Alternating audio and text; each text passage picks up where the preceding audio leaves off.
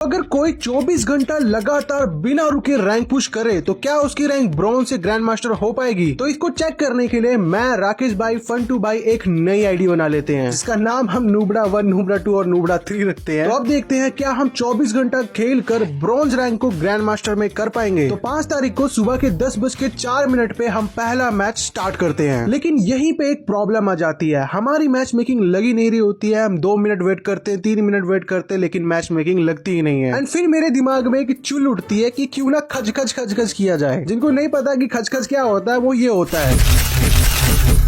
तो ऐसा करने के बाद नो कनेक्शन एरर आने लग गया था। तो मैंने नूबड़ा 2 और नूबड़ा 3 को बोला है कि अगर आपकी मैच मेकिंग हो रही है तो उसे कैंसिल कर दो, क्योंकि मैं रिस्टार्ट करके आ रहा हूँ। एंड रिस्टार्ट करके आने के बाद मैं देखता हूँ कि यहाँ पे फन2 भाई तो आ गए हैं, लेकिन राकेश भाई पता नहीं कैसे प्लेइंग में चले गए हैं। तो डुओ में मैच स्टार्ट भी नहीं हो रहा था। तो मैंने फन2 भाई को बोला कि चलो सोलो खेल के आते हैं। और जैसे ही मैं सोलो में स्टार्ट करता हूँ, एकदम से स्टार्ट हो जाता है और मैं देखता हूँ कि फन2 भाई मेरे साथ आ गए हैं। हम दोनों ने सोलो स्टार्ट किया था, लेकिन एक ही गेम में आ गए। तो हमारी इस आईडी का पहला मैच था। तो सामने वाले एनिमी एकदम ही नूब आते हैं, तो उन्हें हम रुला के मारते हैं, बड़े आराम से ये वाला मैच जीत जाते हैं। फिर उसके बाद राकेश भाई अपने एक ऐसे सब्सक्राइबर को बुलाते हैं जिसकी रैंक बहुत ही कम हो, ताकि हमारी मैच मेकिंग हो पाए। तो हमें शिवम भाई मिलते हैं और इनके रिलेटेड आपको एक मैं बहुत ही इंटरेस्टिंग बात बताने वाला हूँ वीडियो के आखिरी में। तो शिवम के आने के बाद मैच शुरू होने में थोड़ा तो टाइम लगता है, लेकिन मैच शुरू हो जाता है। तो हम सबकी अभी ब्रॉन्ज ही रैंक है, तो सामने वाले एनिमी ऑब्वियसली बहुत ही ज्यादा नूब आने वाले हैं, तो उन्हें तो हम बड़े आराम से मार देते हैं। इसी तरह इस वाले मैच को भी बुया कर लेते हैं। फिर काफी सारे मैचेस इसी तरह जीतने के बाद 11:04 पे मेरी रैंक ब्रॉन्ज से सिल्वर पे आ जाती है। तो पूरा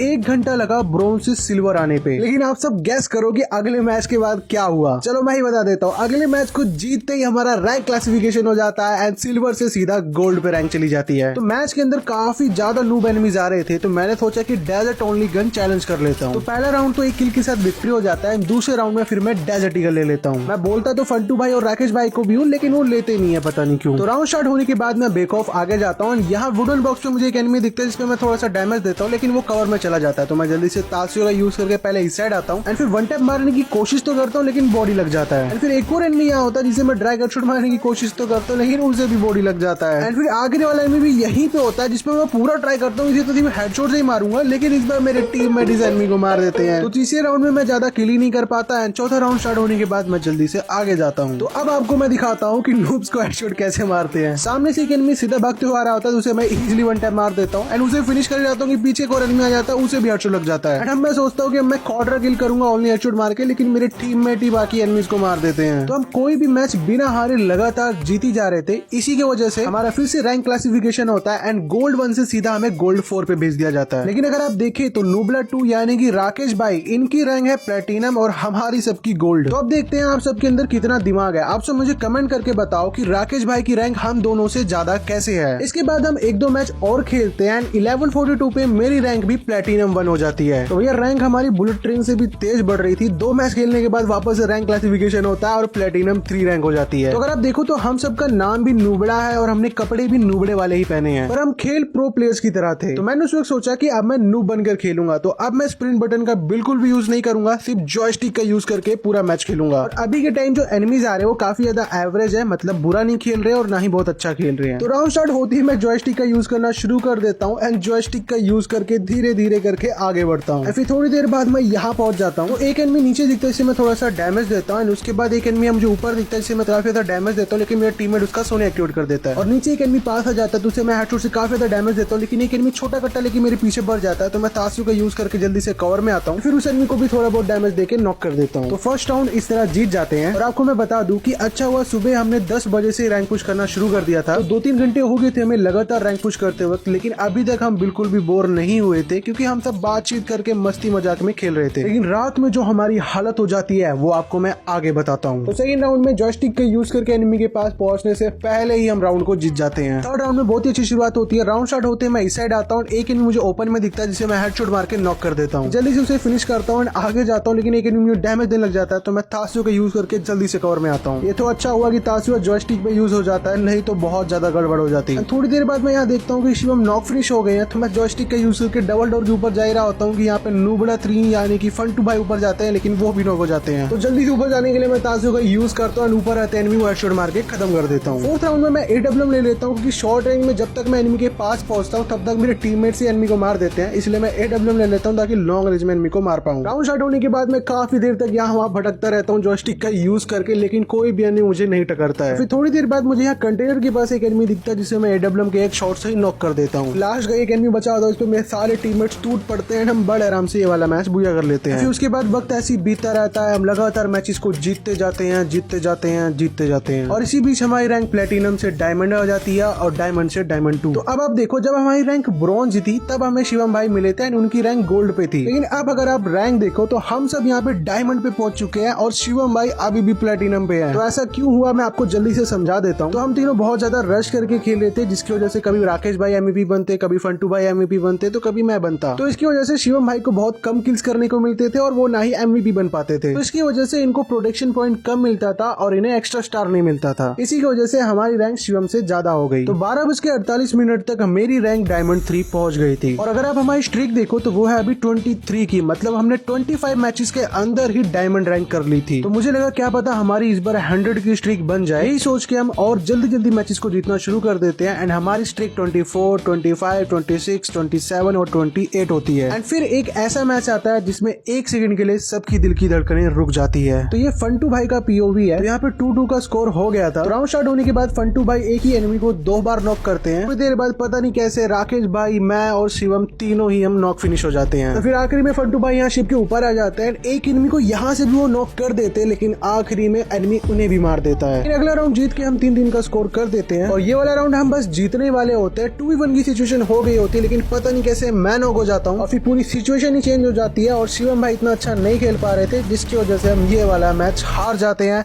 एंड हमारी स्ट्रीक टूट जाती है। लेकिन हम स्ट्रीक बनाने नहीं, रैंक पुश करने आए थे, यही सोच के हम अगला मैच शुरू करते हैं। तो इस मैच में 3-0 का स्कोर ऑलरेडी हो गया था। फिर 4th राउंड स्टार्ट होते ही मैं जल्दी से भाग के ऊपर आता हूँ एंड साइबर मशरूम को तोड़ने के बाद मैं यहाँ ऊपर आता हूँ। मैं तभी देखता हूँ कि एक एनिमी यहाँ ऊपर की साइड आ रहा है, तो जल्दी से भाग के मैं आगे जाता हूँ, इस एनिमी को काफी ज्यादा डैमेज देके नॉक कर देता हूँ। लेकिन तभी नूबड़ा 2 नॉक हो जाते हैं और लूट करके मैं जैसे उठता हूँ मुझे एक एनिमी दिखता है, जिसे मैं AWM से थोड़ा सा डैमेज देता हूँ, उसका सोने एक्टिवेट भी कर देता हूँ, पर वो मुझे नॉक कर देता है। वो तो अच्छा हुआ शिवम भाई साथ में थे तो जल्दी से रिवाइव देते हैं। मैं मेडी मारने से पहले एक ग्रेनेड कुक करके वहाँ फेंक देता हूँ ताकि वो एनिमी रिवाइव होते वापस से नॉक हो जाए। फिर हील कंप्लीट करने के बाद मैं जैसे यहाँ पे पहुंचता हूँ शिवम भाई भी नॉक फिनिश हो जाते हैं। तो अब मुझे 1v2 करना था, लेकिन उससे पहले आप देखो, आपने कभी क्या ये बास्केटबॉल पे जूता लटका हुआ देखा था? तो मुझे पता था सामने वाले एनिमी इतने भी प्रो नहीं है, तो मैं मस्ती में खेल रहा था। एंड तभी मैं देखता हूँ एक एनिमी मेरे पे रश कर रहा है, तो मैं तासु का यूज करके जल्दी से आगे जाता हूँ एंड जैसे ही फायर करता हूँ पता नहीं कैसे हेडशॉट लग जाता है। उस एनिमी को फिनिश करने के बाद लास्ट वाला एनिमी भी ग्लूवॉल के पीछे होता है, तो मैं उसको वेट करता हूँ, जैसे ही बाहर निकलता हूँ उसे डैमेज दे देता हूँ। तो मैं सोचता हूँ ये बाहर निकलेगा, निकलता नहीं, तो मैं इसकी ग्लूवॉल तोड़ देता हूँ, लेकिन ये एनिमी गायब हो जाता है। एंड फिर मैं देखता हूँ एनिमी का यहाँ पे हेड दिख रहा होता है, तो मैं जैसे ही एम करता हूँ एनिमी बाहर आता है और पता नहीं कैसे उसे भी हेडशॉट लगता है। ये वाला मैच हम बड़े आराम से बुया कर लेते हैं। एंड फिर इसी तरह हम काफी सारे मैचेस लगातार और जीतते हैं और ठीक 2:08 पे मेरी रैंक डायमंड 4 से हीरोइक हो जाती है। तो सिर्फ 4 घंटे के अंदर हमने अपनी रैंक ब्रॉन्ज से हीरोइक कर ली थी। तो हीरोइक रैंक करने के बाद काफी अच्छे एनिमीज आने लग जाते हैं, तो उनके साथ काफी सारे मैच हम हार भी जाते हैं, जिसकी वजह से हमारी स्ट्रीक टूट जाती है। लेकिन दोबारा से हम 9 की स्ट्रीक बना लेते हैं और लगभग 7 बजे तक रैंक हीरोइक 24 हो जाती है। एंड फिर बस एक स्टार चाहिए होता है लाइट हीरोइक करने के लिए, लेकिन हमें खेलते खेलते काफी ज्यादा टाइम हो गया था, जिसकी वजह से हम थोड़ा बहुत बोर फील करने लग गए थे और इसी चक्कर में हम ये वाला मैच हार जाते हैं। वो तो प्रोडक्शन पॉइंट की वजह से रैंक बच जाती है। फिर अगले मैच में भी कुछ ऐसा ही होता है, पहला राउंड हम जीत जाते हैं, फिर दूसरा और तीसरा एनिमी। लेकिन पिछली मैच की तरह इस बार नहीं होने देना था, इसलिए चौथा राउंड हम जीतते हैं और 5वां राउंड एनिमी। एंड फिर अगले राउंड में बहुत ही कमाल की चीज होती है, जैसे मैं यहाँ पे आता हूँ मुझे एनिमी दिखता है, उसे मैं बड़े आराम से नॉक कर देता हूँ। फिर जैसे ही मैं अंदर जाता हूँ एक एनिमी मुझे दिखता है, जिसे मैं थोड़ा सा ही डैमेज देता हूँ, वो भी नॉक हो जाता है। और यहाँ ऊपर आने के बाद जोन में एक एनिमी दिखता है तो उसे मैं नॉक करता हूँ और पीछे एक और एनिमी आ जाता है तो उसे हेडशॉट मार के खत्म करता हूँ और मुझे पता ही नहीं चलता कि मेरा कब क्वाड्रा किल हो जाता है। और शौक तो मैं तब हो गया जब अगले राउंड में राउंड स्टार्ट होते जल्दी से एनिमी को मैं नॉक फिनिश कर देता हूँ और यहाँ टनल में आने के बाद एक एनिमी दिखता है जिसे मैं काफी ज्यादा डैमेज देता हूँ। लेकिन थोड़ी देर बाद ही एनिमी का टीममेट ग्रेनेड कुक करने लग जाता है, तो मैं जल्दी से आगे रश करता हूँ एंड जो एनिमी ग्रेनेड कर रहा होता है उसे सबसे पहले नॉक करता हूँ, उसके बाद वापस पीछे भाग आता हूँ और तभी पीछे से जोन में आना शुरू हो जाता है। तो एनिमी रश कर देते हैं, लेकिन उनको मैं काफी ज्यादा डैमेज देता हूँ। एक एनिमी को नॉक करने के बाद मैं देखता हूँ कि एक एनिमी यहाँ पे डाउन पड़ा है जो कि रिवाइव होता है, तो मैं उसे खत्म करता हूँ और फिर से क्वाड्रा किल हो जाता है। फिर इसके बाद मेरी रैंक एलीट हीरोइक हो जाती है और इतनी ज्यादा रैंक हो जाने की वजह से सामने वाले एनिमीज भी काफी ज्यादा अच्छे आ रहे थे, तो सारे मैचेस को जीतना काफी ज्यादा मुश्किल हो रहा था, जिसकी वजह से हमें काफी ज्यादा टाइम लग रहा था रैंक पुश करने में। और ऊपर से सुबह से हम गेम खेल रहे थे, तो जिसकी वजह से हम काफी ज्यादा थक भी गए थे, लेकिन फिर भी हम रैंक पुश करते रहते हैं। लगभग 11:30 बजे तक मेरी रैंक हीरोइक 45 हो जाती है और उसके बाद हम सब बहुत ज्यादा थक गए थे। 12 बजे तक राकेश भाई का मास्टर रैंक हो जाता है, बचते हैं सिर्फ मैं और फंटू भाई। तो हम जल्दी से सोने चले जाते हैं और अगले दिन जल्दी उठ के हम रैंक पुश करते हैं और 10 बजे से पहले ही फंटू भाई और मेरा मास्टर रैंक हो जाती है। तो इस तरह हमने सिर्फ 24 घंटे के अंदर ब्रॉन्ज से मास्टर रैंक करी है। तो अब अगर आप चाहते हो